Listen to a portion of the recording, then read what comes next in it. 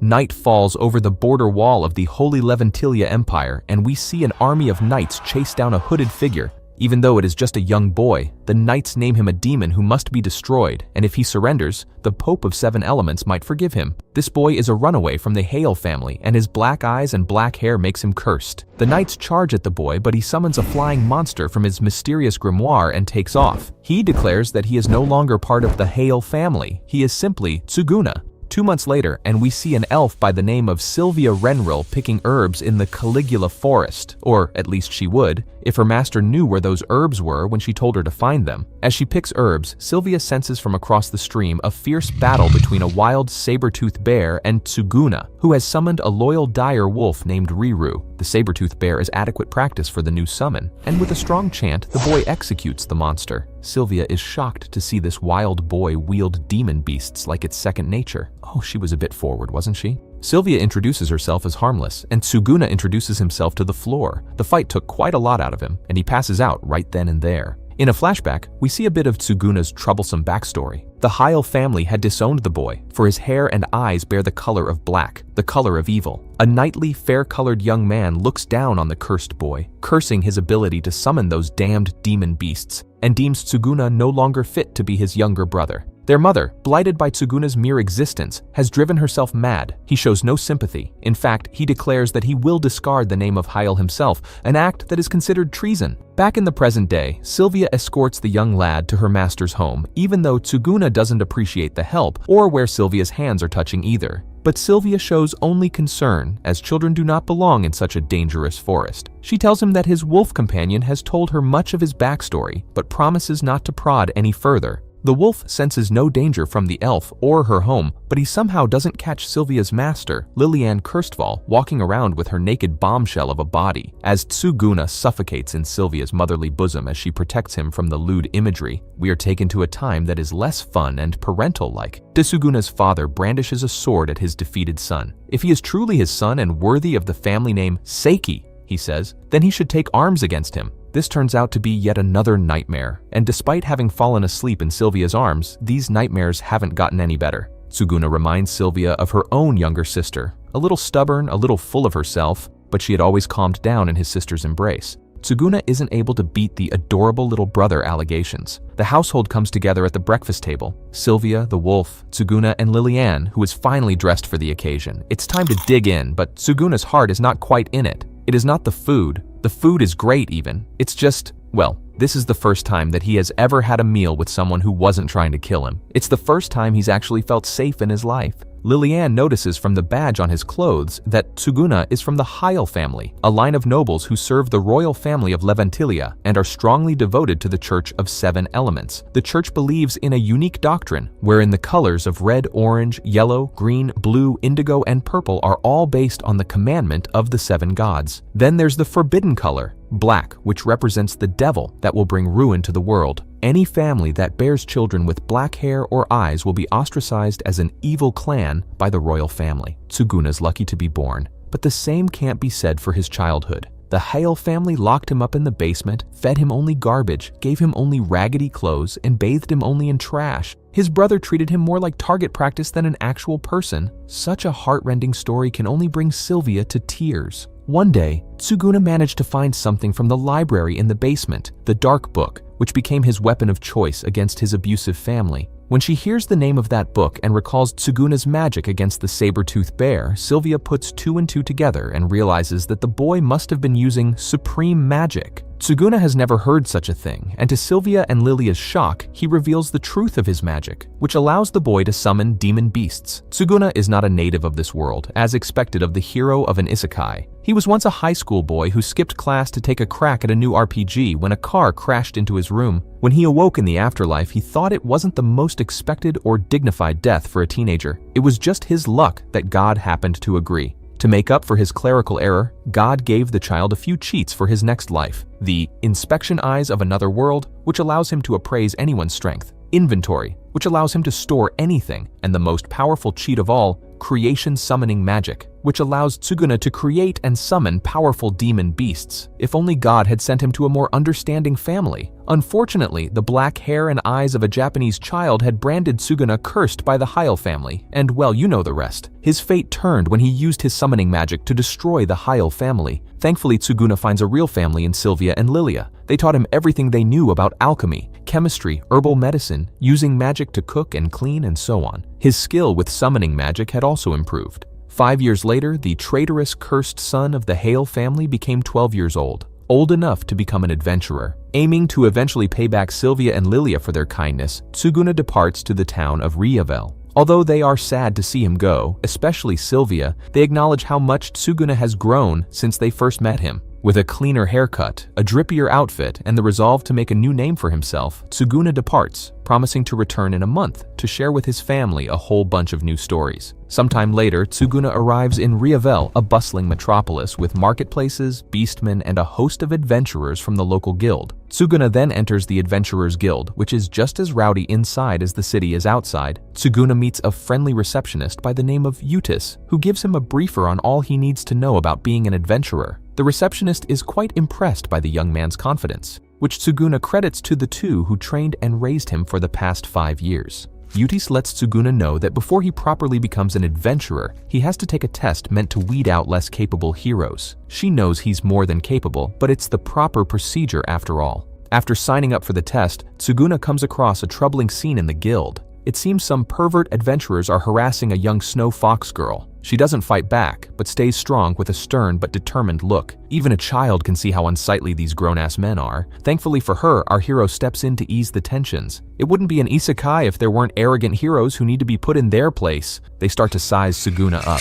How dare a mere child try to tell us adults what to do? Before a fight breaks out, however, the unassuming receptionist steps in to hand Tsuguna his provisional adventurer license. It's only then that the adventurer harassing Tsuguna, Ryuk, realizes that she took his sword. He demands that she give it back, and Yutis, the wonderful lady that she is, gladly gives it to him along with his ass. He suddenly flips all over and gets intimate with the floor. He must have had too much to drink, she says. He can't even take her hand without his bones cracking. But Tsuguna is a perceptive kid. Using his inspection eyes of another world, he is shocked to discover that this petite woman isn't a mere receptionist, but the Adventurer Guild's level 82 guildmaster. Not bad, lady. The next moment, another receptionist announces the briefing on the rookie test. Tsuguna vanishes in an instant, even though Yutis wanted to keep talking to him. In the guild's auditorium, the vice guildmaster Kurus gives everyone a briefing. To pass the test, an adventurer has to hunt 15 or more beasts, werewolves, goblins, wispwoods, typical monsters you find on a quest. They can do it alone or as a party, so long as they do their fair share by the sunset of 3 days from now. Tsuguna is still reeling from the tense confrontation that happened earlier when the snow fox girl he defended earlier chats him up. She thanks him for his kindness and,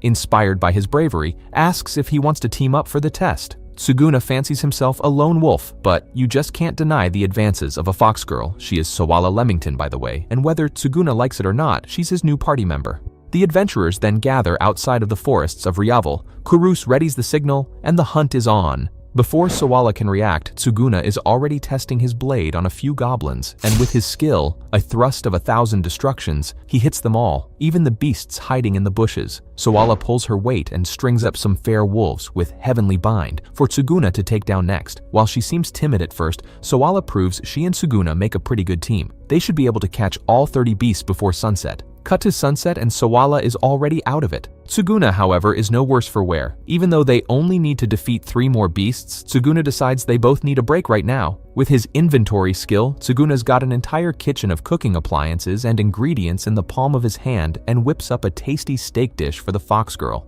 They look back on their busy day, with Sawala lamenting that it took all of her strength just to be able to keep up with him. Tsuguna asks about her gloves. He's never seen a weapon like that. Sawala explains that they are magical steel gloves, passed down by her mother. It was Fox Mama who inspired her to become an adventurer. When others were extremely doubtful that a snow fox could measure up to anything, it was her mother who gave her the push she needed to pursue her dreams. The two clock out for the night. But while Sawala sleeps and Tsuguna checks his equipment, he is met by none other than the god who sent him to this world.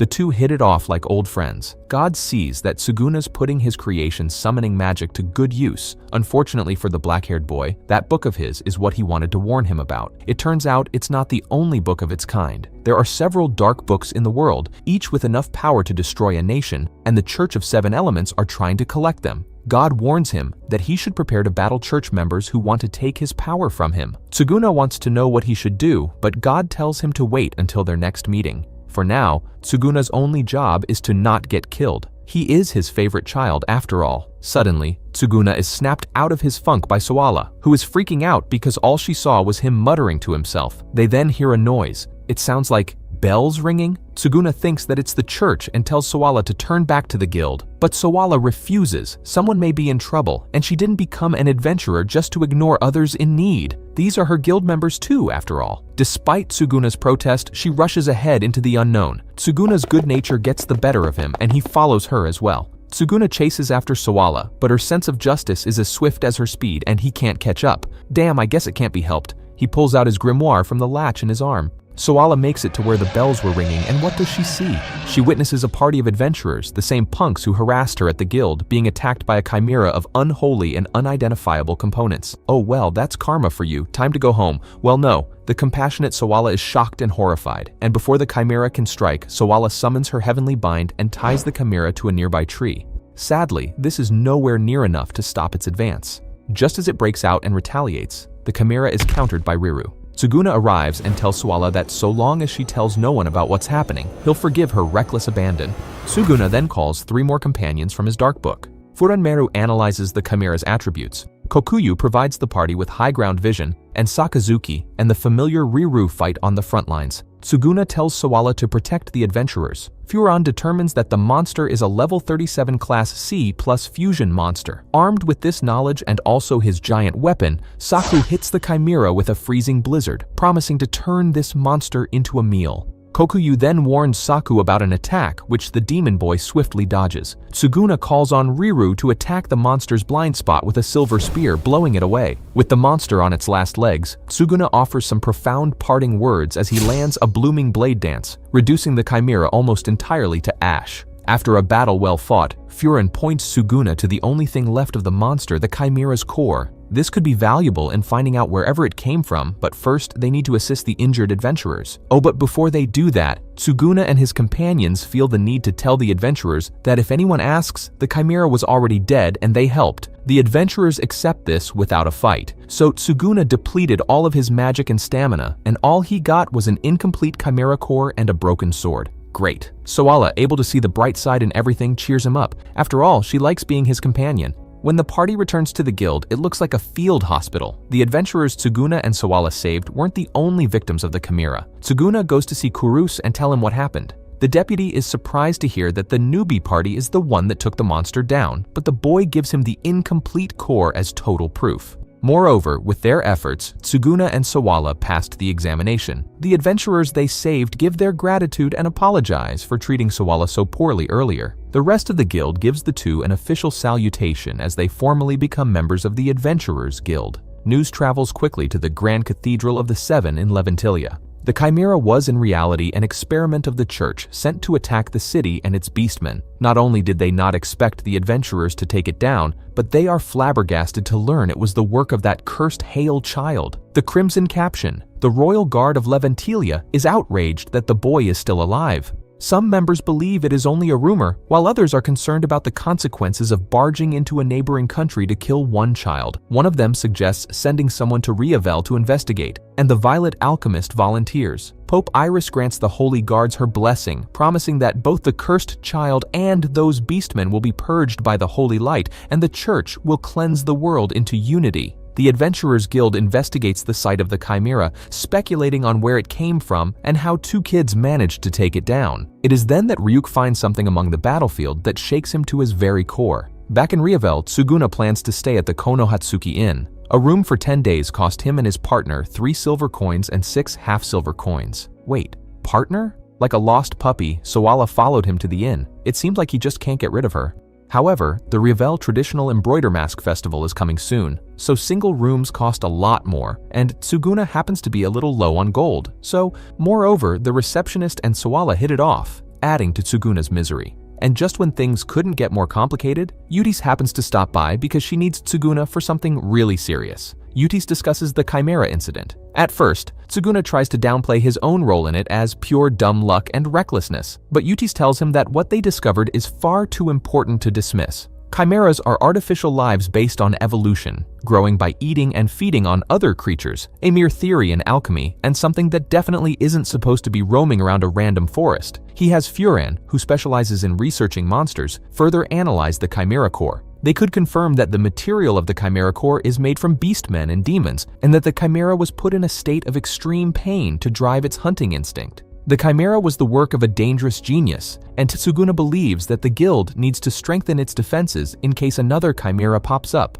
Kurus will have the case reported to Count Rivelnard, but Yutis still isn't finished yet, so the Vice Guild Master takes Sawala someplace else so Yutis and Tsuguna can talk in private. Tsuguna's in big trouble. Yutis knows that he has a special skill that allows him to analyze other adventurers, and that he knows something about her he shouldn't. For the first time in a long time, Yutis puts the fear of God in him. Tsuguna comes out with the truth about him knowing that she is the Adventurers Guild's master. He also knows that she's 34 years old, which gets him a massive fireball to the face. That was too much information, it seems. When Sawala asks what happens, Tsuguna says he, slipped on a banana peel. Adventurer women really are scary. As Tsuguna and Sawala wave Yutis goodbye, the guild master and Kurus are approached by a well-armored adventurer by the name of Liberius, the leader of the Lord of the Flame Legion. Yutis tells the curious adventurer about Tsuguna. Despite him only being a child, she thinks he has potential and a great master, considering how well he stood against her. Liberius gets a little too casual with a joke about her scaring all the men, so she gives him a quick reminder of why she's the leader of a guild and not just a legion. So anyway, how are things?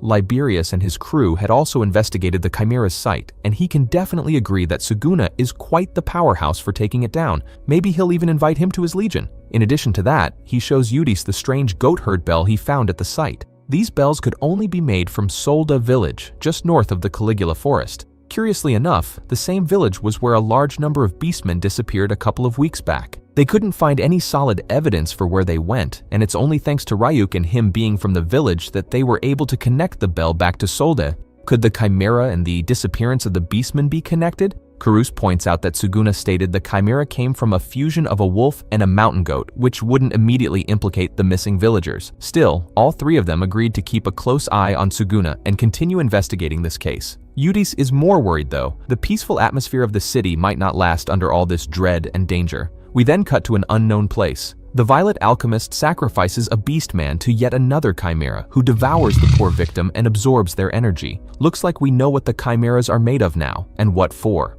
Violet declares that the Chimera is an angel who will open the way to Pope Iris's utopia. Furthermore, she has an interest in Tsuguna and promises that his interference will be rewarded with the greatest pain the world has ever known. We sure hope you didn't forget about Sylvia and Lilia, because they certainly haven't forgotten about Tsuguna. Tomorrow will be a month since the boy left, and Sylvia is already anxious to see him again. Lilia tries to play the cool, aloof master, but Sylvia guesses by the way Lilia's been dressing, looking at the calendar and spacing off while doing research that she's pretty excited to see him too. She's right, of course, and they both go out to see Tsuguna again. We return to our two heroes, and Tsuguna was just testing his blade on some monster, and while it took some hits, the blade finally broke. What a shame. Sawala asks why he only uses blades to fight when it's less common than the typical sword. A flashback hits Tsuguna, where he thinks back to his childhood of training with his father in the other world. Tsuguna, oddly enough, looks happy. Swinging a blade has become a part of him, and there's no other weapon that would ever feel the same.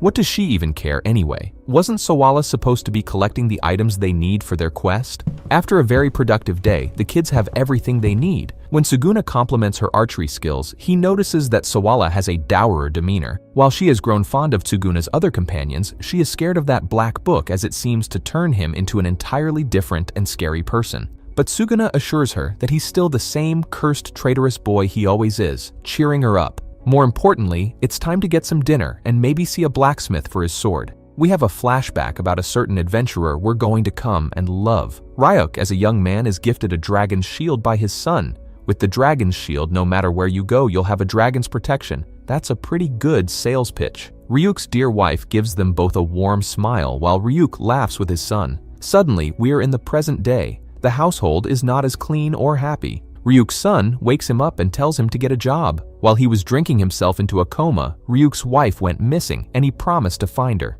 However, his son isn't exactly the sunniest child, but what does a kid like him know what an adult's going through? Back in Rievel, Sylvia and Lilia ask around for Tsuguna and where the Adventurers Guild is.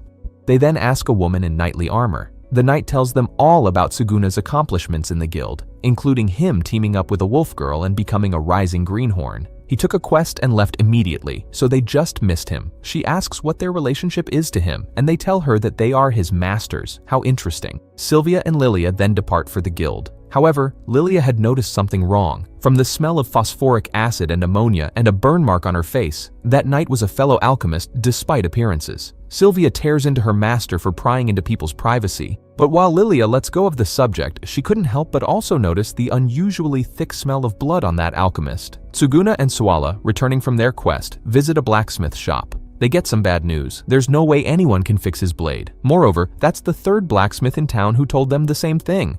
Now they are pissed and hungry. Suala still believes there's someone who could fix it, but Tsuguna wants to leave it for another day. In addition, he's thinking about using his other weapon. If they weren't too down in the dumps, they'd notice Sylvia and Lilia having brunch not too far away from them. Soon after, Tsuguna heads back to the guild to pick up another quest. It's just his luck that Ryuk is going for the same request, and naturally, the two hot-headed adventurers come to blows. A mere rank E child should handle something small and easy, says Ryuk. Show me what makes you so good, replies Tsuguna. But with a mere tap on the shoulder, Yutis kills all of Tsuguna's drive to fight, and she'd probably outright kill him if it didn't. Unfortunately, this lets Ryuk get the quest, which pisses Tsuguna off. It's not just about the quest. Why does the guild bother with a childish drunkard like Ryuk? However, Yutis is oddly sympathetic and tells Tsuguna that despite everything, Ryuk deserves a chance. Moreover, he has his own kid to take care of, and even a loud drunkard needs a place to stay and belong. It doesn't matter if you're a beastman, demon, or saint. Rievel accepts all comers, and Yutis becomes a guildmaster to protect this city's spirit. Tsuguna doesn't want to like this, but he accepts it. As thanks for not causing a ruckus, Yutis points him to a blacksmith who can solve his broken sword problem. She does warn him, though, that he is a bit untidy. Sure, the blacksmith will fix Tsuguna's blade if he pays him in cute girls. Yeah, talk about untidy, huh? But despite his eccentricity, this blacksmith knows exactly what he's talking about. And unfortunately, even he can't fix Tsuguna's blade. Tsuguna is seriously bummed because that blade was basically his first and only friend here. The blacksmith recognizes the marks from a fire spell, which Tsuguna confirms is from when he escaped from his abusive family. That certainly helped seal the blade's fate. The blacksmith would know because it's his handiwork to begin with. None of the other stores could ever make a sword on the same level, but this man can. The blacksmith gives Tsuguna the Sightless Blossom Blade, a legendary weapon made from the finest steel, as thanks for reuniting him with his personal favorite blade. He only asks that Tsuguna check in every so often so the blacksmith can see how well the blade holds up. The blacksmith curiously reminds Tsuguna of his father. The blacksmith simply tells him that he's looking at a father. Unfortunately, his wife left him and their son followed suit. In his own weird way, Tsuguna assures him that even if the blacksmith is as much of a stubborn fool as his own father, his son will not forget about him. Meanwhile, Ryuk takes out his anger and worry over his wife Kami on a party of goblins, which has his own party a bit concerned. One of his party members notes that since the incidents in Sold Village, more monsters have been sprung up recently, so they should be on guard. Just then, they hear a bell ringing, and Ryuk more than anyone else dreads where it might be coming from. Towering over them, like a titan, is the silhouette of another chimera. Back at the Konohatsuki Inn, Suala wonders why she and Tsuguna aren't taking any quests. Tsuguna says that the run-in with Ryuk killed his buzz. He wants to instead use his time to come up with new battle strategies. If they run into a well-coordinated party of monsters, as strong as Tsuguna is, they're going to be in a lot of trouble. Tsuguna suggests a tactic that involves taking out the enemy commander first. While Suala rightfully points out how hard that'll be, Tsuguna has an idea involving making use of his new blade, Riru as a battle horse, and creating a new summon that specializes in long range. Suala really wants to see this new summon, but they are then interrupted by the god that sent Tsuguna to this world. This time he shows himself to Suala. What is he doing here? Tsuguna asks himself. The god plays dumb about his own nature, but Suala is taken instantly. When she asks him his name, it's Tsuguna who suggests Dievs, meaning sky god. Both of them think it's a pretty appropriate name. Dievs decides to put off telling Tsuguna about the urgent instructions he said he would tell him earlier. Instead, he wants Tsuguna to give him and Suala a little exposition about the creation of summoning magic. Creation summoning magic can create basically anything with a few limitations. First, the summon has to be drawn in the book before Tsuguna summons them, after which he can summon them whenever he wants as long as he has enough. He can build their attributes, but once they're created, they can't be changed, only grow with experience. Furthermore, Tsuguna's magic power is naturally too limited to summon creatures like an omnipotent dragon. Elves compliments him for understanding the book, so he elaborates on some of the rules. Since creation is in the domain of God and potentially infinite, Tsuguna himself can only exist as a medium between this infinite domain, and it is cast into this world, much like a tank that flows water from a river to a fountain. Even if he increases his own magic power, that just means the tank gets bigger. He couldn't handle God's power directly, not without dying at least. Our protagonist wonders if Sawala should know about any of this, but Diev says that she should. In fact, she will be very important in his future. She has basically no idea what either of them are talking about, but she's just so darn happy to be included. Sawala really wants to see Tsuguna make a new summon. While he's drafting it, Dievs quietly departs, thanking Tsuguna for the name and remarking that his trials are only just beginning. We go back to Ryuk's party and their desperate struggle against the monster. It's not going well. One of his Beastmen party members is being eaten by the Chimera. Moreover, the monster got a few lucky blows on Ryuk. It's summoning minions to overwhelm the adventurers, and they are mere moments away from being completely slaughtered. Ryuk's last remaining companion takes Ryuk against his protests and runs for it. He insists that Ryuk take a safe route back to the city while he lures the monster away. But the stubborn Beastman refuses to leave his friends behind, even though he's badly injured with no hope of winning. Ryuk knows what bell was ringing earlier. It's the same bell that was made in his village. Ryuk believes the monster is responsible for the disappeared villagers and feels the strong need to avenge them, but his companion reminds him that he has a kid at home and a wife that he still needs to find, so he can't throw his life away for nothing. In the heat of their argument, the monster catches up to them. Ryuk is bleeding nearly to death and can't even move. All seems lost when a ghostly apparition that appears to be his wife appears to him, saying that she's glad that he finally found her. Ryuk gazes up at the image of his gigantic wife and begs her to come back to him. His wife vanishes, her presence replaced by the Holy Leventilia Empire's ace alchemist and the Chimera's caretaker. She is greatly amused by Ryuk's tragic anguish and takes the opportunity to get exactly what she wants. Ryuk is willing to do anything to get his wife back, even give his very life, but Violet doesn't want anything as worthless as that, telling him that he is overestimating his own worth. No, she wants something far greater, the city of Revel. Ryuk instantly recognizes her as a member of the Holy Leventilia Empire and is additionally enraged that she would suggest that he betray his friends, guild, and city.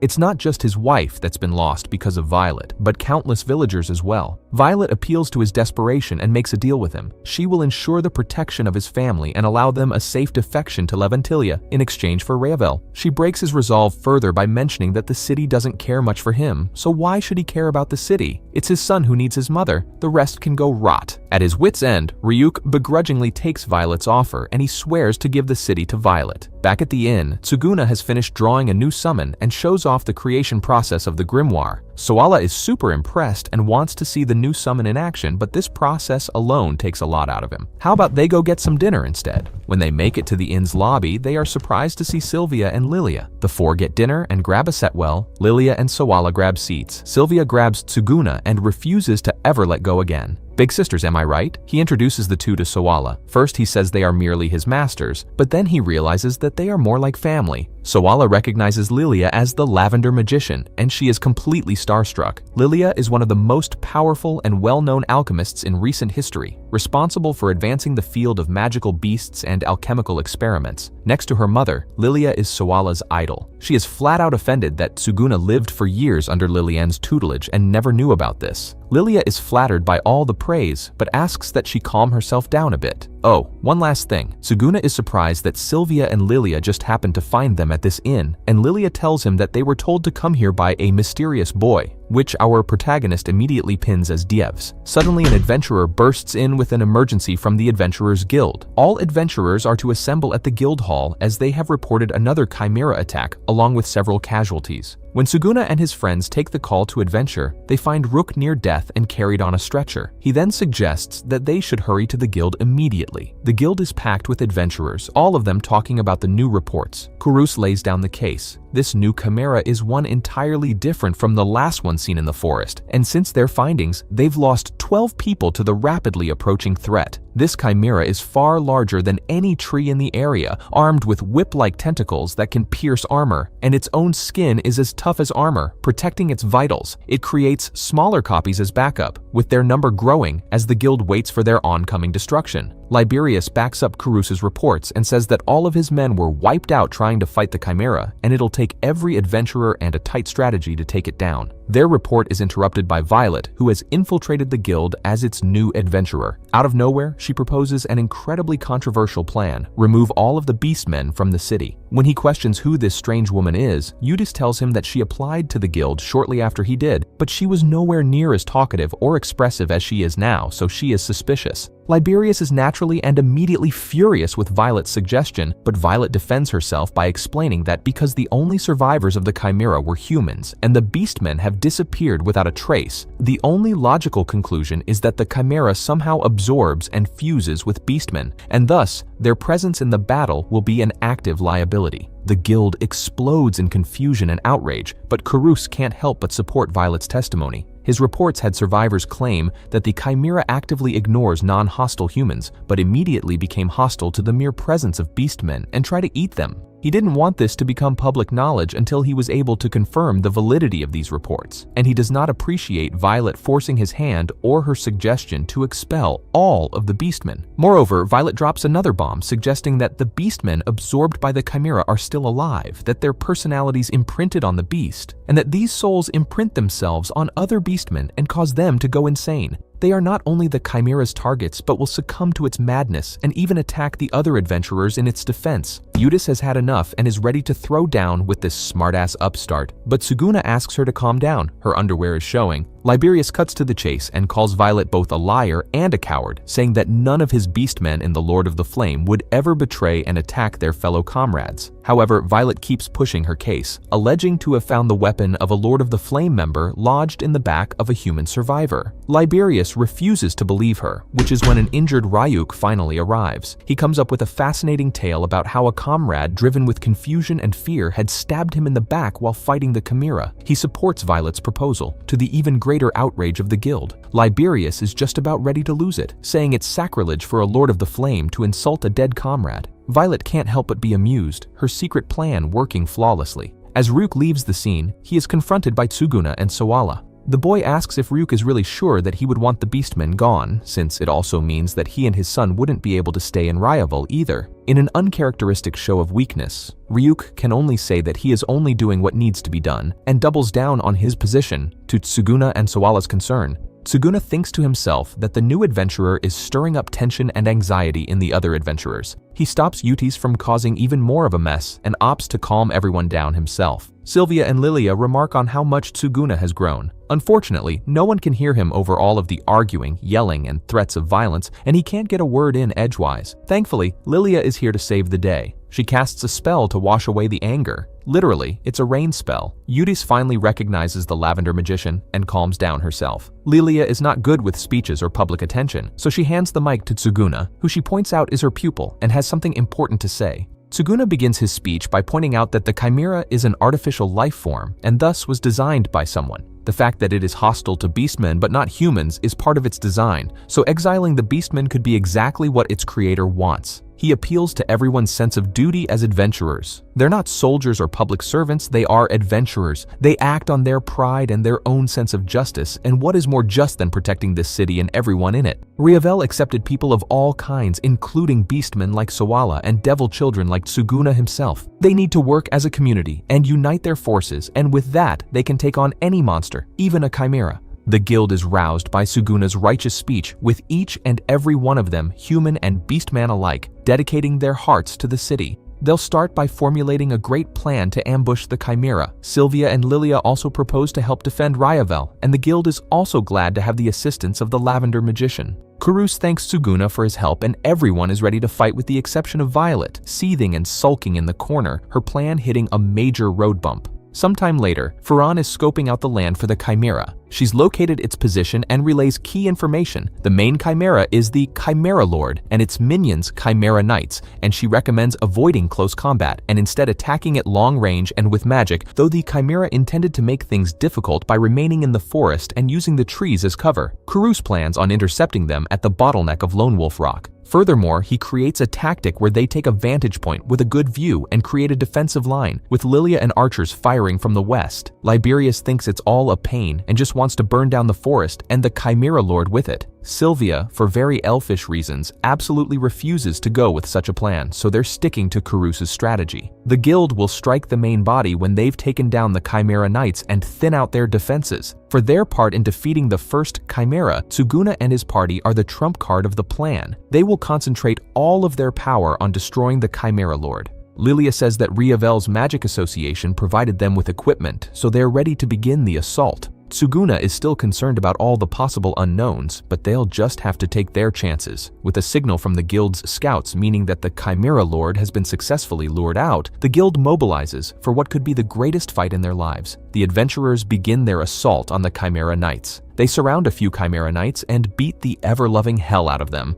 With the collective and coordinated might of over a dozen adventurers, the minions are easily slain and the formation returns to its neutral position, repeating the cycle. Things are looking good so far, but they shouldn't let their guard down. However, Tsuguna is worried because something seems off. Despite the guild having taken down half of the Chimera Knight Legion, the monsters aren't slowing down at all. Things can get bad if it continues this way. Liberius concurs, but he wants to avoid this becoming a slaughter by changing tactics. Tsuguna offers to take Sawala and attack the Chimera with a feint. Liberius heard from reports that Tsuguna uses some pretty unique magic and correctly guesses that Tsuguna is going to use his summons to attack the Chimera Lord. He warns the kid to worry less about keeping secrets and more about how Eudes would react if she ever heard about this. Tsuguna is right to be scared, but even this possibility is not enough for him to join the Lord of the Flame as Liberius offers. Anyway, they have much bigger things to worry about, so the two go forward with their plans, with Tsuguna asking Liberius to promise to not hound him about joining if he plays his part. Sawala grabs a hold of Tsuguna and whips out the heavenly bind to scale up the mountainside like a spider. Back on the ground, Ryuki emerges, furious with everyone for going after the Chimera. The Beastman shambles like a zombie through the Chimera Knights, who allow him to pass without trouble. Liberius can't believe his eyes. One of his own has just betrayed them all. Farther away, Sawala scouts out the Chimera Lord and speculates that it is building a nest. Tsuguna had a bad feeling about this, and those feelings unfortunately turned out to be valid as he saw the Chimera absorbing Beastmen. Tsuguna takes immediate action, and we get to see his new summon, Hakuto. "Took you long enough," the cocky summon says as he whips out his powerful gun sword, the Clear Diva. Tsuguna rains on his parade by immediately delegating Hakuto to cover fire, which sucks, but at least Tsuguna promised some good food in return. Tsuguna orders Sawala to defend Hakuto. Meanwhile, he mounts Riru and charges right at the Chimera Lord. Watching as the monster makes mincemeat of an innocent beastman with its horrible maw,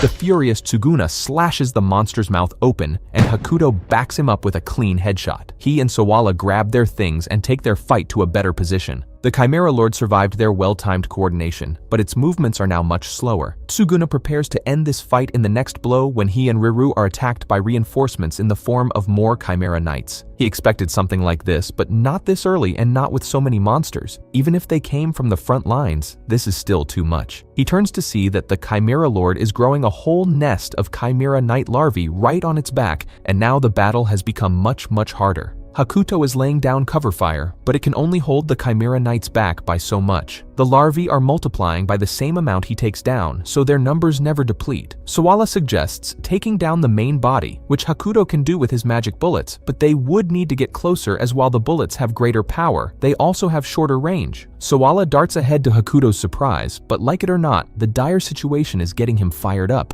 We cut to the fight on the ground where Tsuguna remarks that the Chimera Lord must have a hell of a lot of energy to keep spawning off parts of itself. The Chimera Lord, feeling a bit peckish from all the monster growing, takes a bite out of the cocoon. That's when Tsuguna realizes that the cocoons are made of beastmen. Yes, beastmen, Sylvia realizes in the heart of the battlefield, far away from Tsuguna and his party. As she and Lilia inspect a dead Chimera Knight, they have no doubt in their theory that the Chimera Knights are made from the missing beastmen from Sold Village. The Chimera Knights are inherently unstable, so the beastmen are stored to become mutated by the Chimera Lord until needed. After that, they are let loose on the world as monsters. Sylvia is furious that anyone would create such a horrifying creature, and they promise that whoever is responsible, they are going to pay dearly. When we return to Tsuguna, we see him continue to struggle against the monster horde. With all of the knights on the ground and the Chimera Lords attacking directly, he can't find any openings to strike. Should he use his summons as reinforcements on the knights? That would make him too weak to hold out until the others arrive. He's running out of time for the plan too. What can he do? Riru barks out a warning, and Tsuguna is soon attacked by Ryuk. Tsuguna dismounts as their blades clash. The boy is straight up baffled and asks why Ryuk would defend the monster of all things, but the adult beastman, in a desperate haze, says that something so beautiful couldn't possibly be a monster. In his eyes, Ryuk can only see his wife, a towering goddess, and when the Chimera Lord is finished with the city, he's going to cut her out so they and their son will be reunited once again. Tsuguna lays the mind-broken drunkard flat on the ground and tries desperately to convince him that whatever he is seeing is a mere illusion. Ryuk cannot accept that his wife is gone. There has to be a way to save her, even if he has to give up innocence. Tsuguna demands to know if he really would sacrifice an entire city and their comrades over this, to which Ryuk replies that all the adventuring and camaraderie is no comfort to his son. In an uncharacteristic show of Zen, Tsuguna merely tells the struggling father that there are things that his son will simply have to accept,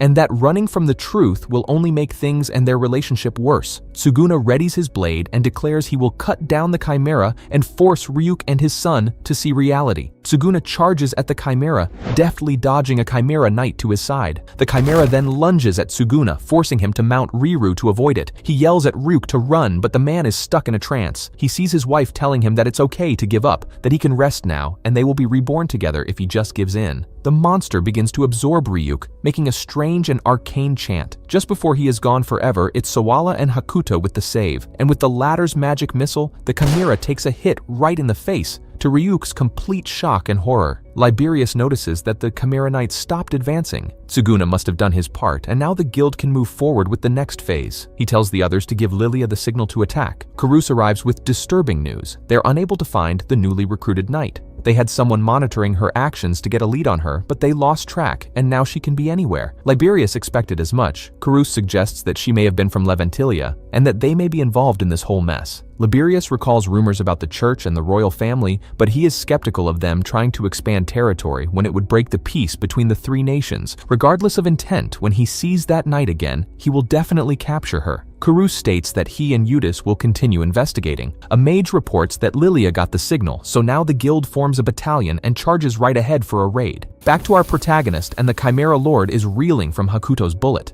It's not the only one who's reeling. Ryuk is still obsessed with saving his wife, and he cradles the piece of the Chimera that looks like her fragile hand. The Chimera emerges, but Tsuguna can't find the strength to fight back. He feels like a complete failure. He can't even give Ryuk some encouraging words. His emotions are running so wild that they're actually depleting his magic. If this keeps up, Riru and Hakuto will disappear, and everyone will be in huge trouble. Sawala calls out to Tsuguna, but it's no use. He is too wrapped up in his anger to notice. He'd do and give up anything to clear his mind. Anything. The devil in his book was waiting to hear that. The grimoire suddenly spawns an infinite chain as a sinister voice tells him to grab hold and gain access to the source. In an instant, he's plunged into a void, with his only company being a monster more horrifying than the Chimera. The chain wraps around Tsuguna tight, causing him great agony. A boy who resembles Dievs takes great pleasure in his suffering and tells him to stop fighting it, for he is going to give him the dark power he seeks. The devil tears his still beating heart from his chest, but just as he takes hold, he is interrupted by Dievs. The devil boy mocks Dievs for thinking that Tsuguna would be enough to tame him and says he will enjoy making the cursed boy his new toy. Dievs can only glare back in silence. In reality, Tsuguna is unresponsive and has to be saved from a Chimera Knight by a desperate Sawala. They have no idea what's happening, but she and the other summons move to protect him. In an instant, our protagonist reawakens with a mysterious sword in his hand, which is known as the Dragon Skull Sword. An unlucky Chimera Knight charges at the distracted boy, but with only a lazy swing of his new sword,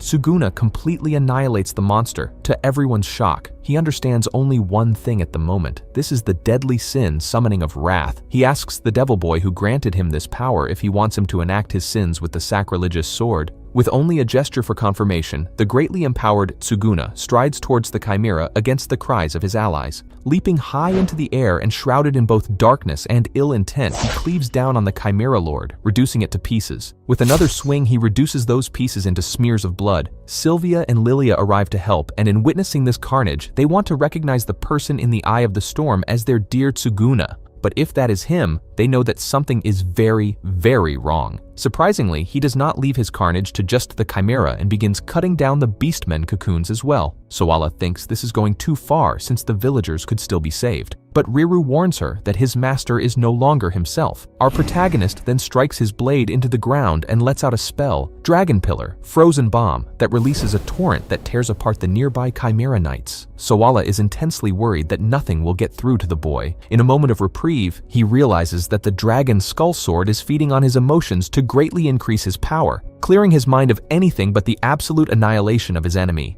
He thinks this feeling is good, as he can focus entirely on his duty. Liberius halts the guard, in disbelief that the real monster before him is Tsuguna. The boy strikes the ground again, releasing another spell, Raging Dragon, Skull Blast. Lilia sees this move as the disaster it will be and orders everyone else to get into defensive formation immediately. The Chimera Lord lunges at Tsuguna, but the spell sends it on a first-class aerial express, tossing it high into the air. Tsuguna decisively ends the battle with the destructive sword technique, Blooming Destruction, 10,000 blows of scattering chaos. The attack is so overwhelmingly awesome that Sylvia had to put up a defensive shield to protect herself and the others. When the dust settles, the Chimera Lord is dead and gone. Our protagonist, having his senses returned back to him, has now lost his new weapon. He's surrounded only by the carnage he left in his wake, like the shattered carcass of a beastman holding their horrified child. The other adventurers are left in shock by his brutal performance, in disbelief that Tsuguna had turned part of the forest into a smoldering mess of monster parts and corpses. What exactly is he? The only one not impressed is Hakuto, since the whole display ran Tsuguna dry of his magic. He and Riru return to the grimoire. They tell Sawala that he might not need them anymore, and for her to take care of him in their stead. Fearful, Sawala approaches Tsuguna, who is the most